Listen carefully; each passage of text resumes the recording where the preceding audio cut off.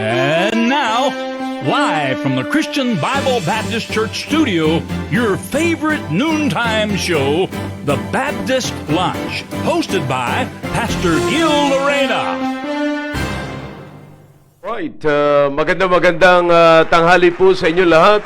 At salamat sa Panginoon. Narito naman po tayo, bumabalik po tayo sa Himpapawid, mga kapatid. At salamat na meron tayong magandang araw sa araw na ito, no? And with all the undertakings, lahat ng mga pinag-aabalahan po natin, pero meron ang Diyos pamamaraan kung paano po i-unload, paano po tayo i-encourage, at paano po tayo pasayahin, no? Sa kabila po ng mga pressures at nadyan sa paligid po natin, maging sa loob ng tahanan po natin, ay pwede po tayong patawanin, pangitiin ng Panginoon. Napaganda po sa araw-araw, meron tayong ngiti lagi sa ating mga labi. No? At ang magpapangiti lamang po sa atin ay hindi po ibang tao, kundi yung pong ating minamahal na kasama po natin sa tahanan. No? At salamat sa Panginoon. Meron tayong salita ng Diyos na nagbibigay ng buhay po sa atin at nagpapalakas sa atin, at yan po ang ating kalusugan. Narinig po natin kanina ang impormasyong pangkalusugan na meron pong ipinapakita kung gaano po ay pinapahayag po sa atin, kung paano po natin mamimaintain yung kalusugan para lagi po tayong masaya sa atin pong nararamdaman. Ano? Alam nyo naman, pagka maganda yung nararamdaman mo, at sa katawan mo, wala kang iniindang mga sakit-sakit. Alam nyo kasi yung sakit ng ngipin nga lang, mahirap na eh. No? Nagpapakunot na ng noo mo eh.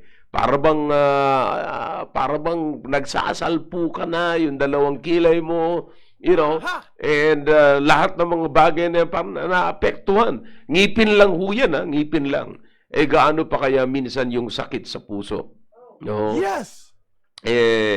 Sakit sa puso, talagang patitirikin talaga ang mata mo niyan. Kaya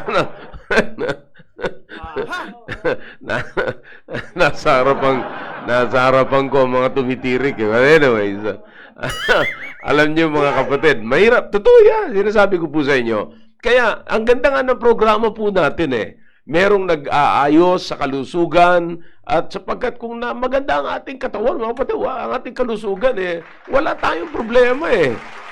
Napakagandang kumilos, pero yung bang aabot ka lamang ng tubig para bang napakahirap unatin yung braso, papunta sa baso. You know, yung tatayo ka, kinakailangan i-maintain mo muna pansamantala.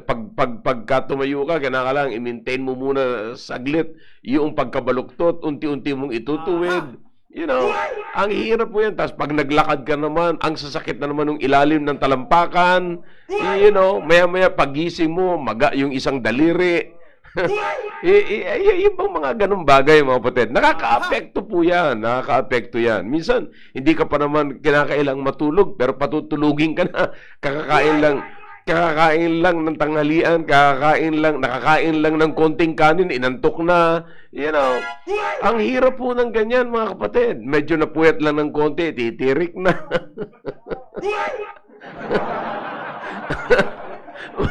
Napakasaya ang araw natin ito, mga kapatid. Alam nyo, ang tawag nito sa tradisyon, mga kapatid, ay Biyernes Santo, no? Ang iba, pagka Biyernes Santo, talagang ang itsura nila ay parang talagang, sabi nga nila, binibiyernes Santo eh. You know?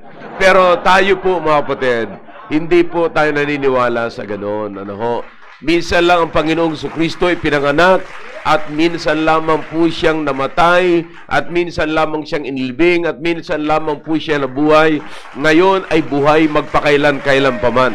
At hindi lamang po siya nabubuhay sa kalangitan, kundi siya po ay nabubuhay sa ating mga puso po ngayon. Ano? Kaya wag ho kayong mag-itsurang Biyernes Santo, mga kapatid. Ano? Kawawa naman. Alam nyo, birthday po ngayon ni Cyril. Cyril, happy birthday. Happy birthday, Cyril. Yeah. Akalain mo, ang birthday mo, Cyril, Biyernes Santo? Wag naman, wag naman. Bernice, hindi naman yan kagustuhan ni Cyril. Talaga nagkataon lamang ho yan. Alam nyo, umiikot ho kasi ang panahon, mga kapatid. Umiikot. Kahit hindi mo hintayin, darating.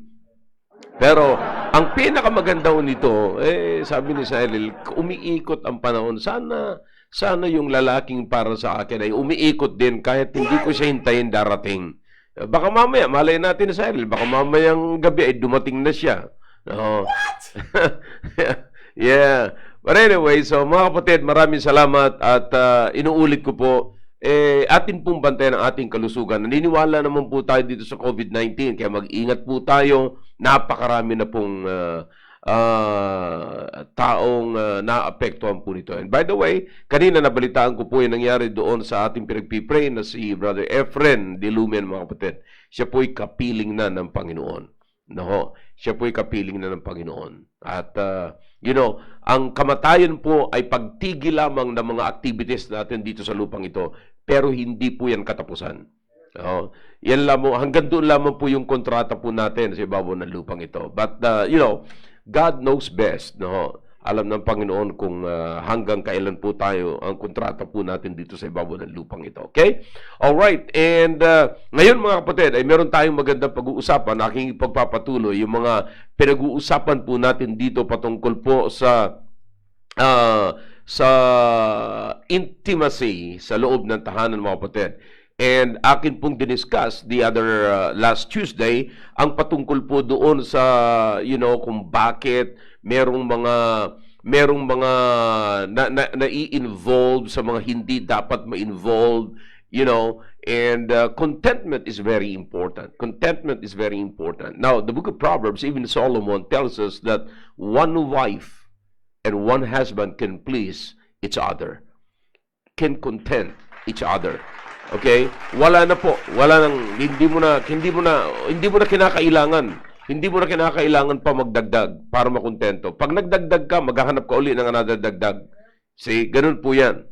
So ngayon, meron po atin pong pag-uusapan ngayon ang patungkol sa romance ng mag-asawa. Okay? Hindi po yung Book of Romance. Romance. Sabi ng iba, Book of Romance, But, ito po yung napakaganda na aralin, mga kapatid. Ito po yung nasa Bible, mga kapatid. Tandaan po natin, romance is a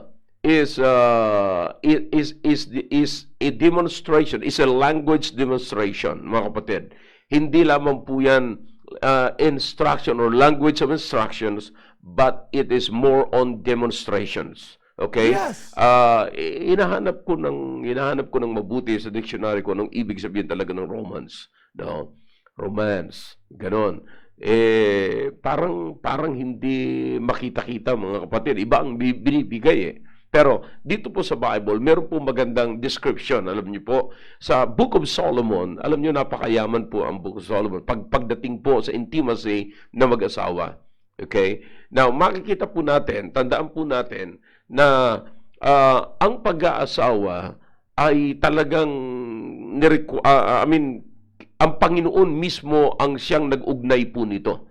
Kaya nga po, hindi po masama, mga kapatid, na makakakita po tayo ng mga taong nagsasabi. Alam nyo, naririnig ko po ito sa mga tao. Sabi niya, the day I met you, I found my missing piece. Wow! Yes! Yeah? The day I met you, I found my missing piece. You complete me and make me a better person. You see that? Yan, sabi niya, I love you with all my heart and all my soul. Kalain mo, totoo naman po yun, mga kapatid. Tandaan po natin, sabi ng Panginoon kay Adan, it's not good for a man to be alone. So, ang Diyos ang nag-provide sa kanya na mag-meet ng kanyang pangailangan. Kaya magandang katagao yun. Sabi ng isa, simula yung araw na nakilala kita, kinumpleto mo ang buhay ko. Pambira. Pagka nakarinig ka ng ganyan na mga, parang pinangingilabutan si Christian dito, mga kapatid.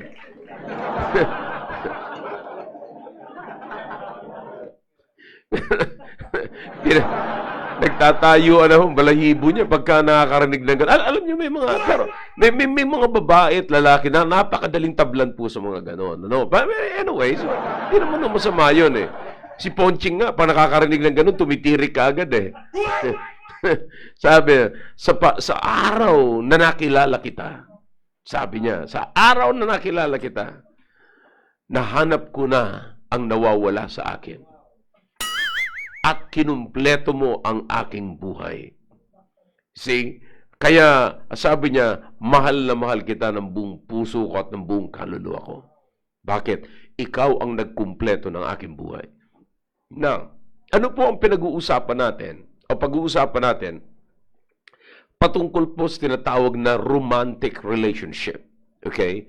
Now, ito po yung nagpapahayag mga kapatid. Maganda po to, if you have your Bibles, no, magandang guhit-guhitan niyo po yan. Ewan ko kung ilan no, ang nagbabasa ngayon at interesadong magbasa sa aklat po ng Song of Solomon. Ito po yung punong-puno, ito po yung pagpapahayag actually ng pagmamahal ng Panginoong Kristo sa iglesia. Okay? At pagmamahal ng Diyos sa kanyang tao. Okay? Now, ito po ang napakaganda. Sabi dito sa verse number 1 ng chapter 4, ito po ang sabi, Behold, thou art fair, my love. Behold, thou art fair. Thou hast dove's eyes within thy locks. Thy hair is a flock of goats that appear from Mount Gilead. Thy feet are like a flock of sheep that are even shorn, which came up from the washing, whereof everyone bare twins, and none is barren among them. Thy lips are like a thread of scarlet, and thy speech is comely. Wow! Thy temples are like a piece of a pomegranate within thy locks. Thy neck is like the tower of David, builded for an armory, whereon there hung 1,000 bucklers, all shields of mighty men. Thy two breasts are like two young roes that are twins, which feed among the lilies until the day break, and the shadows flee away. I will get me to the mountain of myrrh and to the hill of frankincense. Thou art all fair, my love. There is no spot in thee. My, sino kaya ang mga mag-asawa na nagsasalita pa ng ganito sa kanyang asawa? No? Napansin niyo po ba mga kapatid? Lahat ay kanyang pinapansin. Yung ngipin, yung kanyang lips, yung kanyang neck, pinapansin. Maging yung kanyang dibdib ay pinansin. You see, now, ito po yung tinatawag na romantic relationship mga kapatid. Ang ibig sabihin, pinapansin mo ang anumang meron siya para sa kanyang kagandahan. Hindi mo pinapansin ang anumang meron siya bilang kapunaan at kasiraan ng kanyang personality. You see, so naunawaan po ba natin mga kapatid pag sinabing romantic relationship? Pinapansin mo ang iyong asawa, ang iyong partner sa buhay, no? Ang iyong minamahal, pinapansin mo ang kanyang kagandahan, no? Napupuna mo ang kanyang ang mga bagay na kanyang pinoposes, na kanyang na nasa kanya. You see, imagine, meron siyang mata, meron siyang ilong, meron siyang tainga. Hindi yung alam niyo minsan kasi hindi nagiging romantic yung relationship kasi papansinin mga kapatid, yung tainga sasabihin, bakit yung tainga mo mukha yatang maliit yung isa? Bakit mukha yatang yung ilong mo maliit yung butas ng isa? You see, yung kilay mo maiksi yung isa. You see, bakit yung mata mo nagsasalubong? No? Tapos, bakit yung lips mo ang kapal? Yung mga ganun ba? Alam mo, ang ngipin mo parang ngipin ng tigre. Yung gana, bakit, napansin ko pala yung paa mo parehas kaliwa. Yung mga ganun ba? Pero mapapansin po natin dito, mga kapatid, there's something funny. Alam nyo, pag binasa nyo po itong Song of Solomon, I would advise you, mga kapatid, na basahin nyo po ito. Matutuwa kayo lagi, araw-araw, no? Araw-araw basahin nyo. Kahit parang Book of Proverbs, babasahin nyo ng isa-isa. You see? So, dito sa binasa po natin, makikita nyo po dito ang isang romantic relationship na pinapansin niya ang bahagi ng kanyang katawan, kung anong meron siya, hindi bilang kapunaan, kundi kapurihan. Alright, na-miss nyo yun. Okay, ulitin ko po. Pinapansin niya kung anong meron siya bilang kapurihan at hindi kapunaan. See, hindi niya pinupuna na parang, kasiraan. Hindi po kundi kapurihan. Kaya, makikita niyo po mga kapatid, ito ang kailangan. Ito na ho yung nawawala. Ngayon, meron po akong nakita, napansin mga kapatid, sa buhay ng tao. Sa buhay po ng tao. Mapansin nyo, na ito po ang napansin ko. Kung titignan po natin yung pangailangan ng bawat isa, ngayon, titignan na po natin yan ayon sa level, mga kapatid, ng pagsasama. Ibig sabihin, yung tagal ng pagsasama. For example, may mga iba ho yung pangangailangan ng bagong mag-asawa. Halimbawa, si Chris at saka si Ruthlyn, kung titignan ni Chris, ang pangangailangan ngayon ni Ruthlyn ay iba ho sa pagtingin ni Brother Nard sa pangangailangan ni Sister Cora. Diba? So, malayo na po kasi ang agwat ng kanilang taon ng pinagsama. You see, kung titignan natin ang pangangailangan ngayon ni Conrad at saka ni Christy, iba na rin ho ang kanilang kalagayan, iba na ho. So, nakita ko po yung mga kapatid. Minsan, kasi, yung pangailangan ng mga bata pa, ng mga, let's say, young couples, mga kapatid, no? Kailan lamang sila ikinasal, ay, parang, ang gusto nila yung mabilisan, yung lahat, action, mga kapatid. You see, but hindi po nila nakikita yung mga small things, na nagbibigay ng halaga. Alam nyo ba sa mga mag-asawa, for example, kay Brother Nards, kay Sister Cora, magandang tanghali sa inyo, Brother Nards, Sister Cora. At alam mo, habang iniisip ko itong mensaheng ito, kayo po ang nasa isip ko Say, kasi ngayon nakikita nyo, masaya, hindi masama, masaya ang pagsasama nila. You see, now kung isipin nyo sa ganung klaseng edad na nila, hindi ko lamang alam kung ilang anniversary na po ni Brother Nard at ni Sister Cora, pang ilang wedding anniversary na. Okay? But ngayon, makikita nyo mga kapatid, money is not the issue now sa buhay po nila. Pero small things like, yung magbibigay halimbawa ng note or card, si Sister Cora o si Brother Nards kay Sister Cora, big things na yun sa kanila. Pero, mga kapatid, sa mga bagong mag-asawa, bagong kasal, magbigay ka ng note, sasabihin sa iyo yan, ito lang. Ito lang. Minsan makikita nyo kaagad yan sa basurahan. Pero sa mga matagal na mag-asawa, mga kapatid, that is something. That is something. Now what I'm trying to tell you, brethren, right now, sa mga pagkakataon na ito, ay pinapansin po natin, binibigyan natin ng diin, ng pansin, yung mga bagay na, magli-lift up ng spirit na mag-asawa. Kasi, mga kapatid, makikita nyo, sa una pa lamang natagpo, doon mo pa lamang nakikilala at makikita mo yung kanyang pangangailangan. So, napansin nyo po mga kapatid, sa binasa po natin, grabe siya makapagpansin Di ba? Yung nagmamahal. Ang sabi niya, thou art fair, thou art fair. And then, verse number 2, sa verse number 1, thy eyes. Napansin yung mata. Sa verse number 2, napansin yung ngipin. Di ba? Sa verse number 3, napansin yung lips. And then sa verse number 4, napansin yung liig. And then sa verse number 5, napansin po yung dibdib.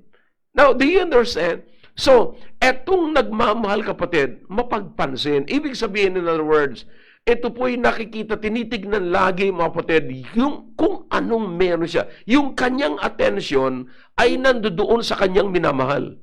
That is romantic relationship, mga kapatid. Kung ang bawat nagmamahalan ay nakatingin doon sa kanyang minamahal, nakafocus, ang kanyang pansin ay nandoon. Of course, ang ating focus, mga kapatid, walang iba kundi sa Diyos. Kinakailangan, that's number one focus, mga kapatid. Pero, as far as yung relationship natin dito sa ibabaw ng lupang ito bilang mag-asawa, ay nakatuon na po doon sa mag-asawa, sa couple, sa iyong minamahal. You see, now listen, tingnan niyo mabuti mga kapatid. Kung titignan niyo po yan ngayon,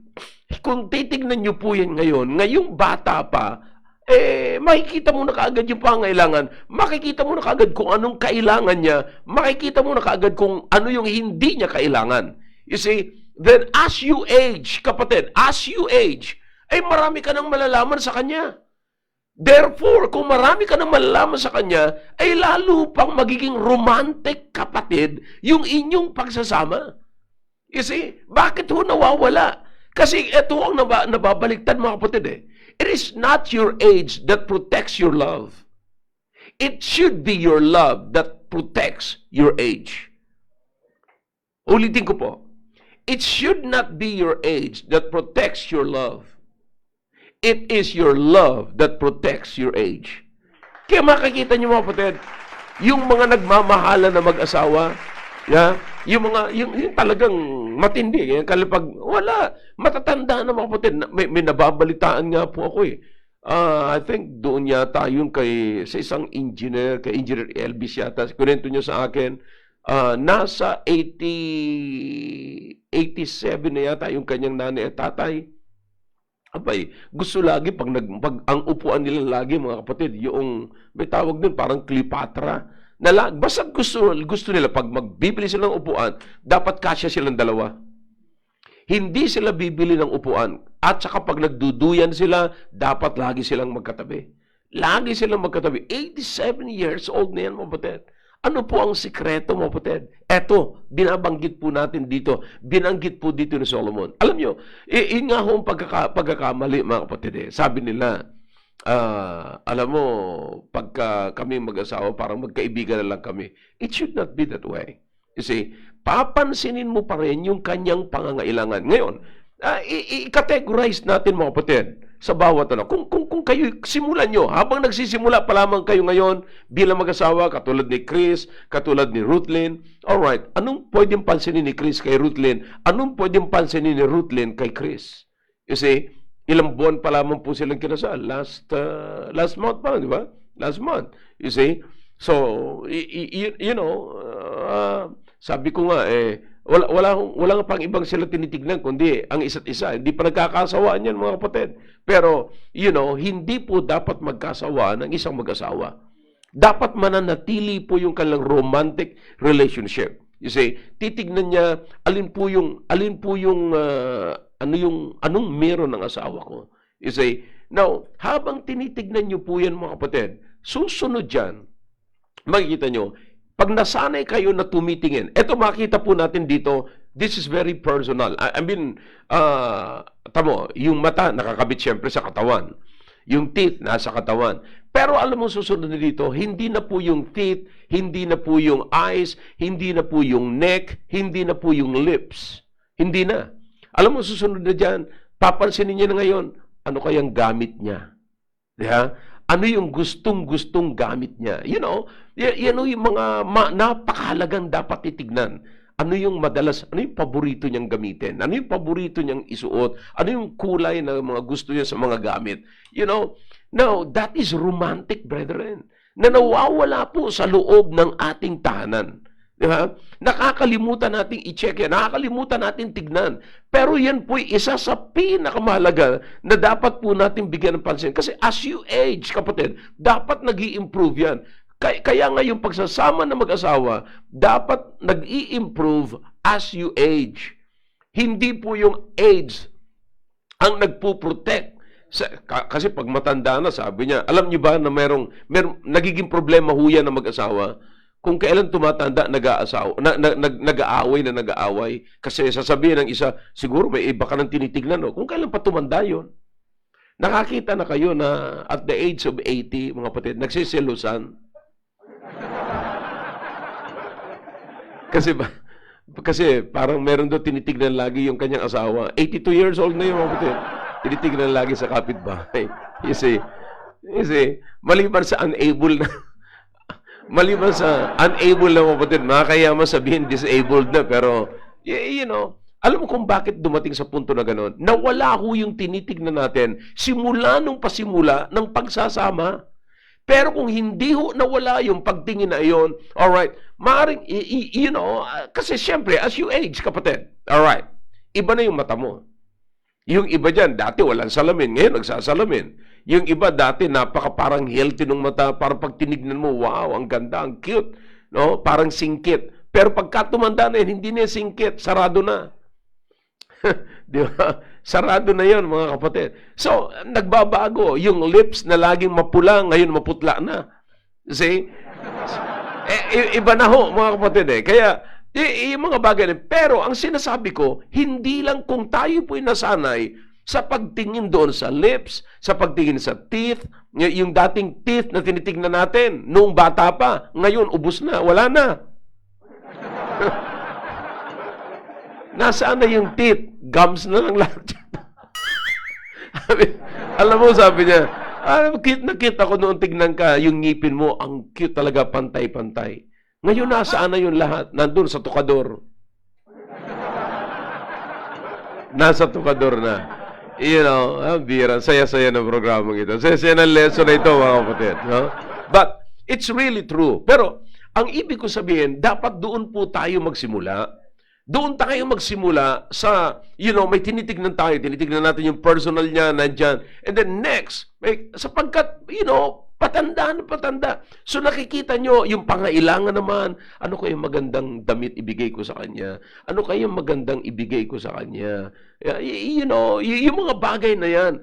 Lahat po yan, mga kapatid, ay magiging daan, magiging magandang pamamaraan para makita po natin na talagang cute, no? Nagpapaayos, nagbibigay buhay sa pagsasama. Kaya ang saya po niyan eh. Makikita nyo habang tumatanda na, katulad sinabi ko nga po sa inyo, it is not your age that protects your love. It is your love that protects your age.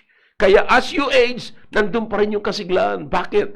Hindi nawawala ho yung love eh. Lalo siyang nadidevelop. Habang tumatanda, lalo hong nagiging malapot, matindi ang pagsasama. Because it is your love that is protecting your age. Okay? So, kaya po, napakaganda. Pagkayan po lagi ang iniisip po natin, mga kapatid, ang nakalagay sa ating isipan. No? Alam nyo, wag ho nating, that's you. Ipahayag nyo. Sabi ko nga po sa inyo kanina, it is a language. Romans is more on language demonstration. You are demonstrating your love. Pinapahayag mo. And the more you demonstrate it, the more you will improve it. You see? So, habang tumatagal, lalong nag-i-improve. At habang nai-improve, mga kapatid, lalong nag-i-enjoy ang bawat isa. You see, kapatid, wag ho tayong matakot. Tandaan po natin, anuman ang nasa ating puso, anuman ang nai-express po natin, yan po yung ikaw eh. Aminin mo kung sino ka. Aminin mo kung ano yung kakayanan mo. Ito yung nakita ko, ito yung ako talaga, ito yung nararamdaman ko sa kanya. Kaya, yan po ang ibig sabihin yan. Ipinapahayag mo yung tunay na ikaw sa iyong minamahal. Tandaan niyo po, napakaganda po ng isang bagay na ipinapahayag mo ang iyong sarili. It's always better to be hated. It's always better to be hated for what you are than to be loved than what you are not. You see? Mahirap po yan. Mas maganda na hong, di bale, masaktan ka, basta't pinapahayag mo yung sarili mo, kung sino ka, okay? Kung ano talagang damdamin mo, kung ano talagang nasa loob mo, ipahayag mo yung sarili mo. Alright? Ipahayag mo. Sabi ko nga, it is more on language demonstration than instruction. Pinapahayag mo yung sarili mo sa iyong minamahal. Ngayon, hindi bali na makagalitan ka, basta ikaw talaga yon. Kaysa naman mamahalin ka na nagkukunwari ka. Hindi naman talaga ikaw yun, pero minahal ka sa pagiging hindi ikaw. Mahirap po yun, mga kapatid. Kaya ganun po actually ang nangyayari sa huling yugto ng mag-asawa. You see, minahal mo ang iyong asawa sa hindi totoong siya. You see, bakit? Nalulungkot tayo pagka nagkakaroon tayo ng differences. Nalulungkot tayo pagka nagpapahayag tayo ng totoong tayo. You see, pag pinahayag mo yung totoong ikaw, parang hindi acceptable sa asawa mo. Pero pag pinahayag mo yung magkunwari ka, mamahalin ka sa pagkukunwari, boy, I'm telling you, it will never prosper. It won't last. You see, hindi po yun, kaya nagkakaroon ng hindi magandang tagpo, yugto sa buhay ng mag-asawa. Darating kasi, hindi mo alam, yung minahal mo pala, ay hindi naman yung totoong siya. Nagkunwari lang siya. You see, kaya nga po mga kapatid, nakakalungkot, bandang huli, nawawala na po yung romantic relationship. Kasi pinapahayag natin dito, simulan nyo, sa una, maaaring napakaliit na bagay, maaaring, it's, ano lang, sabi ko nga sa inyo, ilagay nyo sa level na ganito. Si Chris, si Ruthlyn, bagong kasalamang, iba yung kanilang kalagayan. Papuntahin natin sa mga young couples like Brother Lamsel, Brother Leslie, mga young couples po yan. Si Brother Conrad, si Sir Christy, mga young couples po yan. And then papunta na po tayo doon kay Brother Nard, Sister Cora, Brother Tony Jupenes, Sister Josephine, yung mga ganyan mga kapatid. See, now, may mga kanya-kanyang level yan. Pero mga kapatid, kung sinimula natin nung bata pa na pinibigyan natin ng pansin, right at the very beginning ng pag-aasawa, ay nakita ho natin yung pasimula. Gaano kaganda na nai-improve yan habang tumatagal. Yung bang mananatili yung pinansin mo, kung paano mo siya pinansin nung bata pa, nung bago pa lang kayo nagsasama, sa middle age, sa middle part ng inyong pag-aasawa, lalo mong pinapansin, lalong gumagrabe yun. Hanggang sa kayo'y tumanda, nandyan. Because again, sabi ko nga po sa inyo, it is not your age that is protecting your love. You see? Kaya sabi nila, masigla pa kasi bata pa. No. If it is your love that is protecting your age, masigla kayo kahit matanda na. Alright? Kaya, yun po ang pinakamaganda doon mga kapatid. Kaya tatandaan nyo po mga kapatid, no? Sa pasimula pa lamang, simulan nyo na. Kahit magkaroon kayo ng differences, alright, lahat naman po ng differences na pag-usapan. Okay, ipahayag mo more on language demonstration and not more on language instructions. Okay? So, i-demonstrate mo kung ano meron ka. Again, it is better to be hated for being what you are than to be loved for being what you are not. Okay? So, mahirap po yun. Mahirap na mamahalin ka sa hindi totoong ikaw. Kaya, mananatili po yung magandang pagsasama, romantic relationship, pag dyan po tayo nakakabit, mga kapatid. Nakakapit sa ganyang klaseng pamamaraan. Tandaan nyo po, mga kapatid, simulan nyo po ngayon. Hindi po yan magtatapos kasi madidevelop, lalong humihigpit, lalong tumitindi yan. Lalong gagrabe po yan kasi pinapansin mo ang pangailangan ng iyong asawa. Ang romantic relationship, mga kapatid, is both party. Hindi lamang yan titignan ng asawang lalaki ang pangailangan ng asawang lalaki at asawang babae, at hindi lamang po titignan ng asawang babae, yung pangailangan ng asawang lalaki. Both, Panginoon, mga kapatid, ay titignan nila yung kanilang pangailangan sa isa't isa. You see?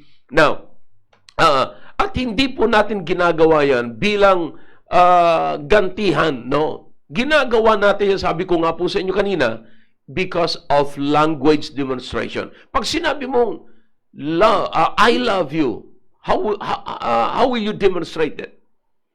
Naalala ko isang tanong sabi, you want to know who I love?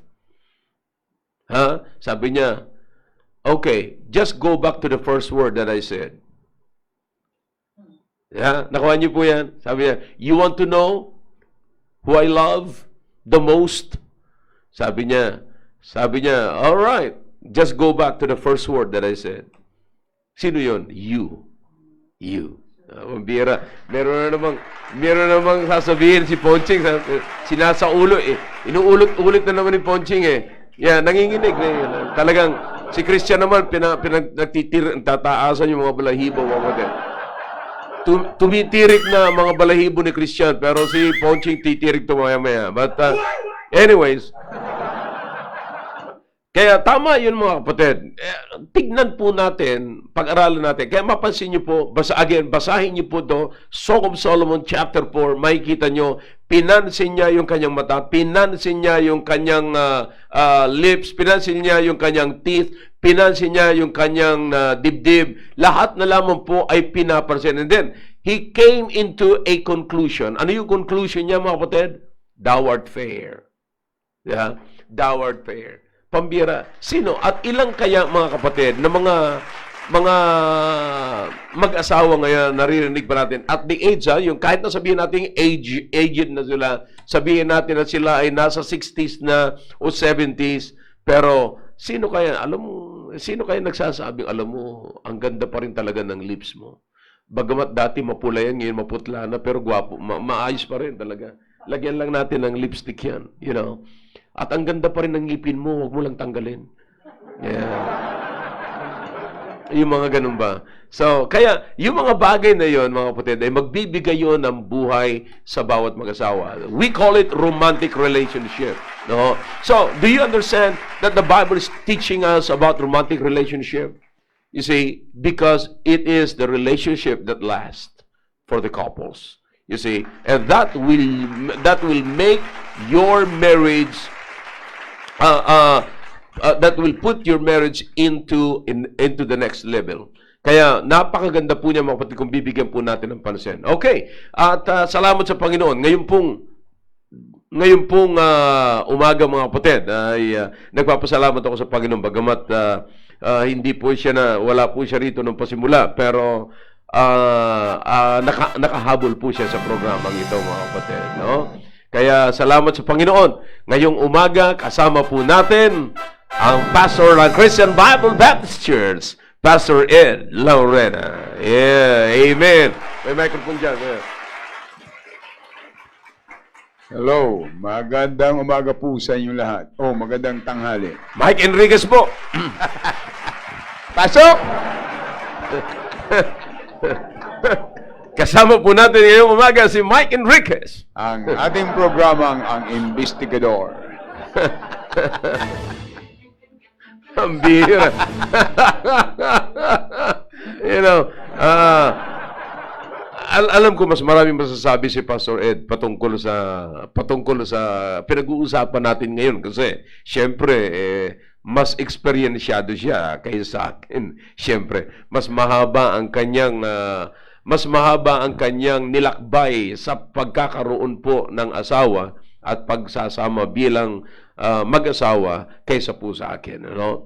Kaya Pastor Ed, dito pinag-uusapan namin dito ang patungkol sa intimacy, no? At meron po kayong maibabahagi patungkol sa magandang pagsasama. Ano yung nakikita nyong naging dahil? Kung kayo naman ni Ate Del pag-uusapan, you know, lahat naman tao may differences. Lahat walang mag-asawa na hindi po nag-aaway. Pero ang pinakamagandang point dito, kahit nag-aaway, ngayon magkasama pa rin. Alam niyo ba na meron namang hindi gaano nag-aaway pero hindi na sila magkasama? Kaya nga hindi na sila nag-aaway kasi hindi na magkasama eh. You know? So, baka naman pwede nyo pong mabigyan. You know, ang maririnig sa inyo po ngayon ay napaka malaking pagpapala sa mga nakikinig po sa atin ngayon all over the world. Pastor Ed. Magandang hapon po sa inyong lahat. At para bagang narinig ko yung isang may asawa na sabi niya, kami ng mag-asawa ko, hindi kami nag-aaway. Kasi lagi kami nagdi-date. Twice a week. Wala kaming argumento, walang diskusyon. O talaga? Paano niyo ginagawa yan? Sabi niya, Mrs. ko lumalabas ng Martes, ako'y Huwebes. Kaya walang away kasi magkahiwalay eh. Kaya walang away. Yeah, totoo yan.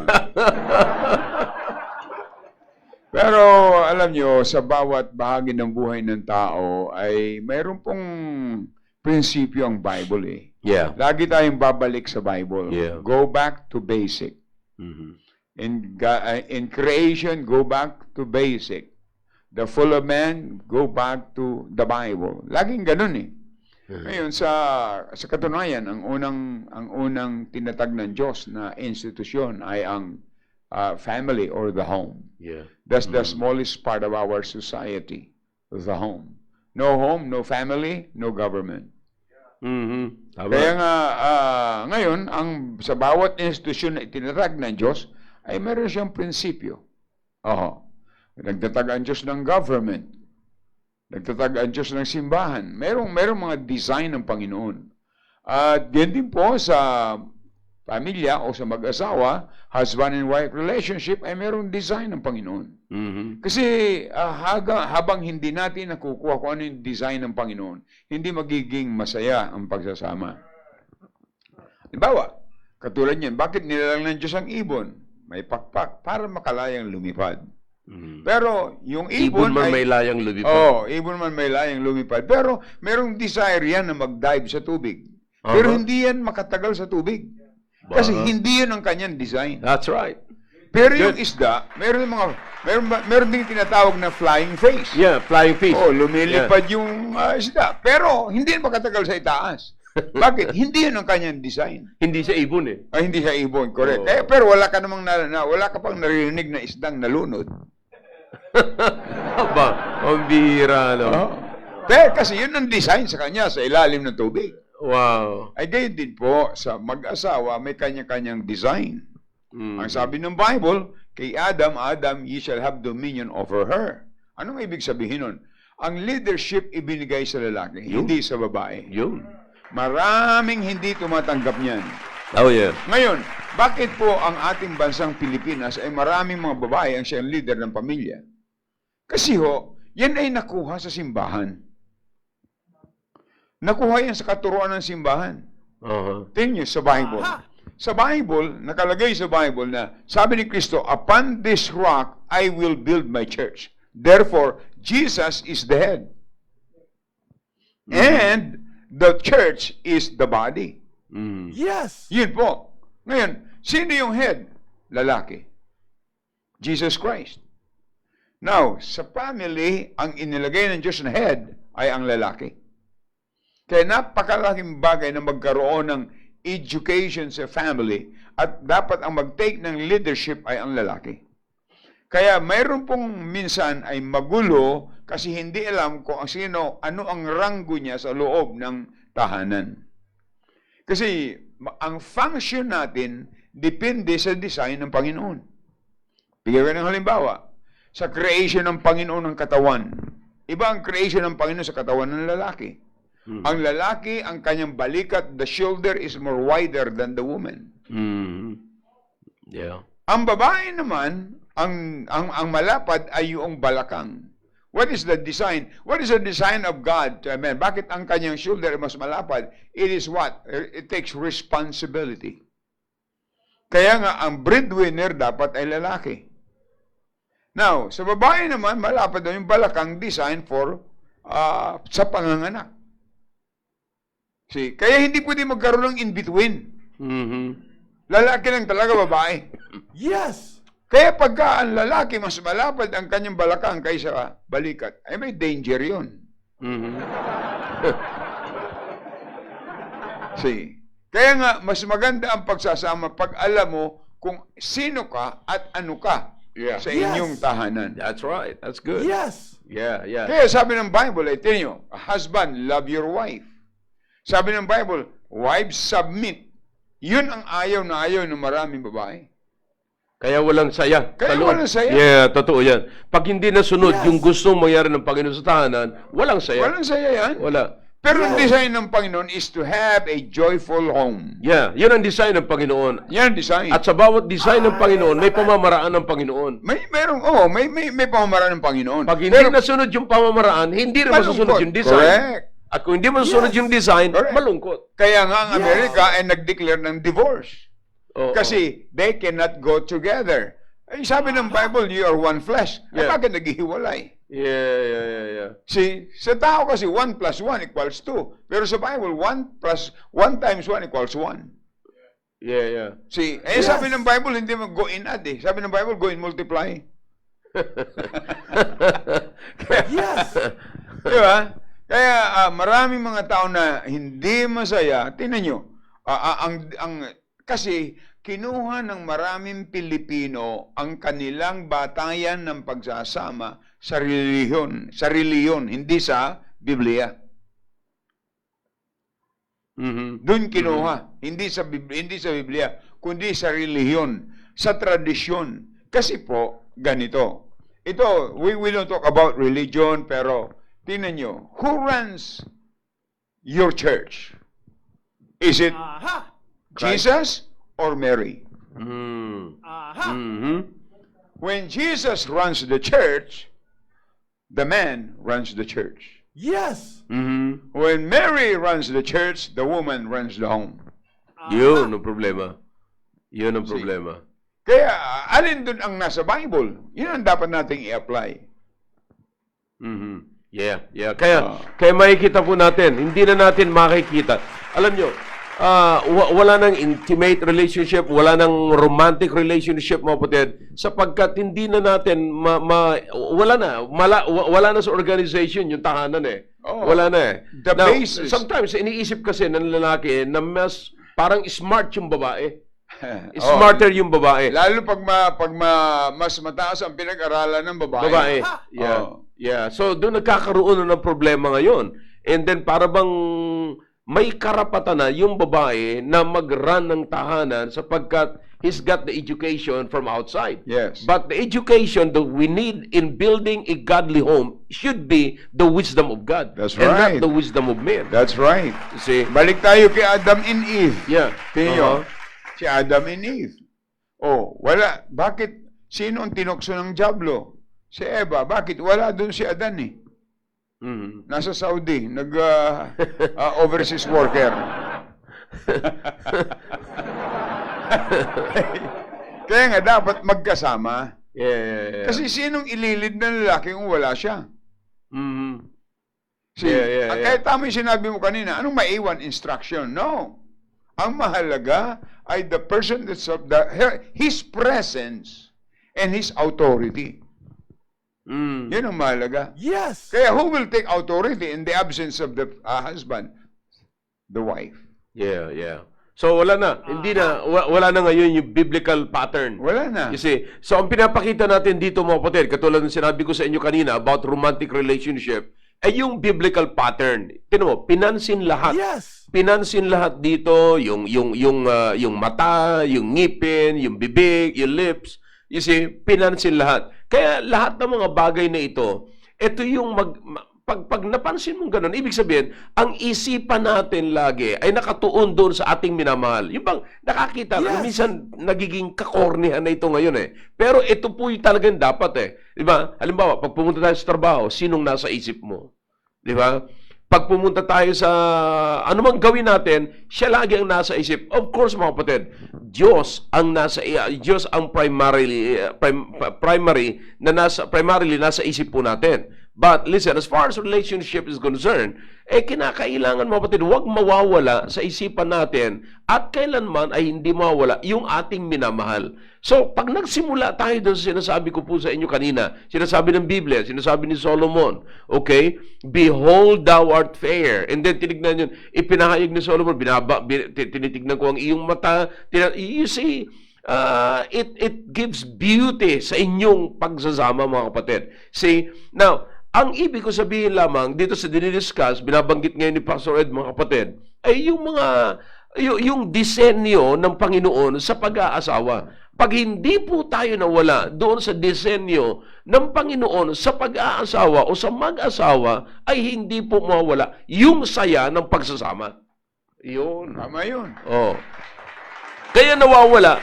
Kasi nga, nawawala na yung nawawala na yung disenyo. Akala natin, napakahirap yung submission ng asawang babae sa lalaki. Pero yun ang magpapasaya sa tahanan. Oh. At saka, alam nyo, hindi tayo naniniwala sa perverted gospel. Mhm. Pag sinabing perverted gospel, ay pwedeng death, burial, resurrection plus church or plus baptism. Perverted po yan. The complete gospel is death, burial, and resurrection of Jesus Christ. Plus nothing, minus nothing. So, hindi natin pwedeng baliktarin yan. Hindi po natin dagdagan.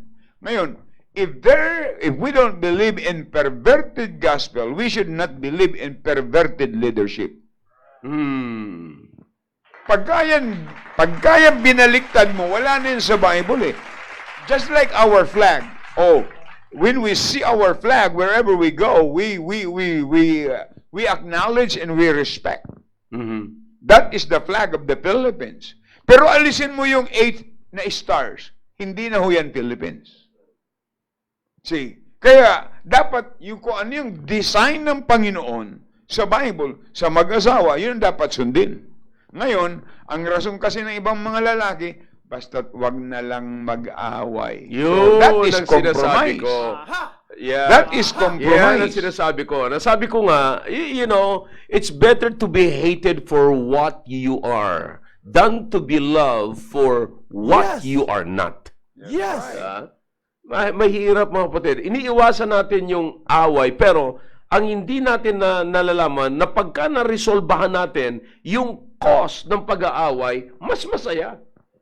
Mas masaya ang pagsama. Kaya nasaan Yes. po mga kapatid ang punto dito mga kapatid? It is doon po sa pag-stick natin sa prinsipyo ng salita ng Diyos Tama yun. sa pag-aasawa. Okay? Alright, it's good. Alam niyo mga kapatid, gusto man po natin pahabain ito, pero mga kapatid, sabi nga ng kasabihan yung oras mga kapatid, hindi man natin hinahabol, pero talagang tumatakbo. No? Para yung kasabihan sa Batangas, pagkagabi na, ang gabi hindi hinuhukay pero lumalalim. Oh, yan. Mukha yata nawala. Yeah.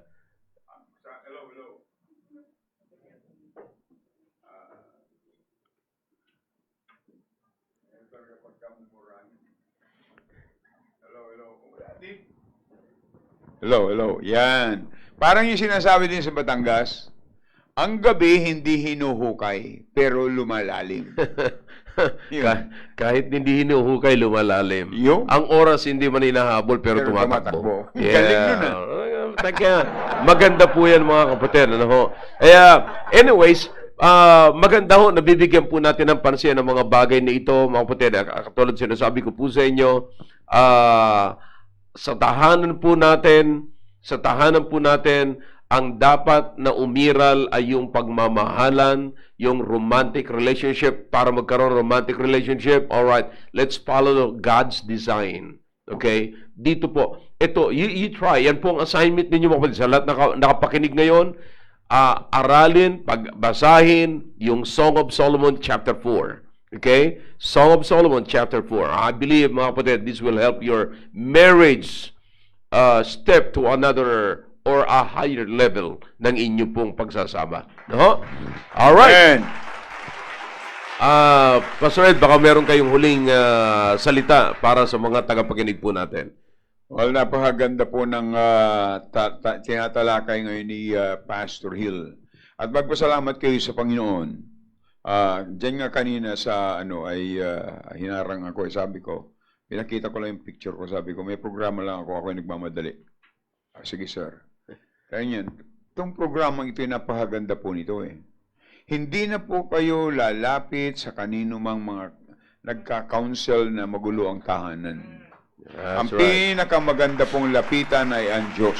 Yeah, Sapagkat siya ang nagtayo ng tahanan. Wow. Apo. Kung sino nagtayo, siya ang nakakaalam.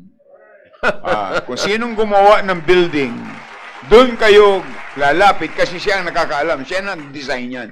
Kung ano ang design ng gumawa ng building, yun ang susundin. Ganon din po. Siya ang nagtayo ng pamilya, siya ang nagtayo ng husband and wife, siya ang nag-design po niyan, go back to design. Alright. Siguradong gaganda po yan. Wow. Pag hindi gumanda, mayroong hindi sumunod. Yun ang magandang may pambira. Huwag natin sabihin, mas maganda pa ang kaisipan natin sa kaisipan ng Diyos. Ano sabi ng Diyos? Your ways is not my ways, and your thought is not my thought. Yeah. So go back to basic, go back to the Bible. God bless you. Alright, thank you Pastor Ed. Alam niyo mga kapatid, ang pinakamaganda sa mag-asawa, hindi lamang yung nagtitinginan kayo sa isa, pero yung inyong pagtingin ay nakatuon sa isang direksyon. Yun ang pinakamaganda. Iisang direksyon ang atin pong pinupunterya, mga kapatid. At ako'y naniniwala na ang ating tahanan ay lalong pagpapalain kung tayo po ay laging nakapasok doon sa disenyo ng Diyos sa programa niya bilang isang mag-asawa. Kaya maraming salamat po. Maraming salamat, Pastor Ed, sa kunting sandali na kasama po namin kayo. And sa lahat ng mga nakikinig po sa atin, no? Lahat ng mga nasusubaybay po sa atin, it's good to be to tune in always to this program. Kaya maraming salamat po. And ako'y naniniwala na pagpapalain tayo sa huling araw na ito ng pag-i-airy po natin. Today is Friday, the last day of programang Baptist Lunch, mga kapatid. And thank you for always tuning in with us. And Well, maraming salamat po. Sabi ng iba ay mamaya alas 3, patay ang Diyos. Ang Diyos po hindi namamatay. Hindi po yung kandila na patay buhay. oh, God is always God. Hindi po siya namatay ni minsan. Hindi po. Kaya salamat sa Panginoon na tayo po ay buhay. Thank you. Amen. At maraming salamat din sa lahat ng nakapakinig. Mamaya ho, ay huwag niyong kakaligtaan po ang programa ng The Preparation and the Curfew Show. Mamaya pala, selebrasyon ng birthday ni Cyril. At ngayon, mayroong advance celebration dito. Hindi ko lang sasabihin. Happy birthday, advance kay Lucy Bilo. Okay? Happy birthday, Lucy. Alright? And sa lahat ng mga nag-celebrate ngayon, mga kapatid, alam nyo, talagang ang buhay o, pag hinarap kayo ng buhay, hindi o pwedeng itanggi. Akalaan nyo po sa araw na ito, may nag-celebrate ng birthday, may nag-celebrate ng wedding anniversary, may nag-celebrate ng death anniversary, at meron ding namatay sa araw na ito. Okay? And that's life, brethren. Okay? But listen to me now, God holds everything. You see, God is in control. God, sabi ko nga kanina sa aking devotion, God can put together the good and the bad for our own benefits. Okay? So, wag niyong kakaligtaan po niyan. Alright? So, enjoy the rest of the day. God bless you all. I love you all. Alright? Let's pay tribute or salute to our frontliners. What this dying world could use is a willing man of God who dares to go against the grain and works without applause. A man will raise the shield of faith, protecting what is pure, whose love is tough and gentle, a man whose word is sure. God doesn't need an orator who knows just what to say. He doesn't need authority to reason him away. He doesn't need an army to guarantee a win. He just needs a few good men. Men full of compassion, who laugh and love and cry. Men who face eternity and aren't afraid to die. Men who fight for freedom and honor once again. He just needs a few good men.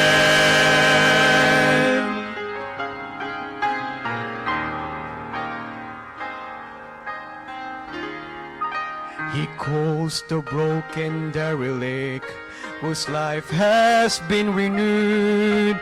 He calls the one who has the strength to stand up for the truth. Enlistment lines are open, and he wants you to come in.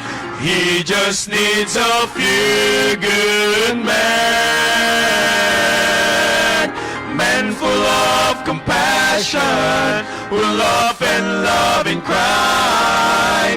Men who face eternity and aren't afraid to die. Men who fight for freedom and honor once again.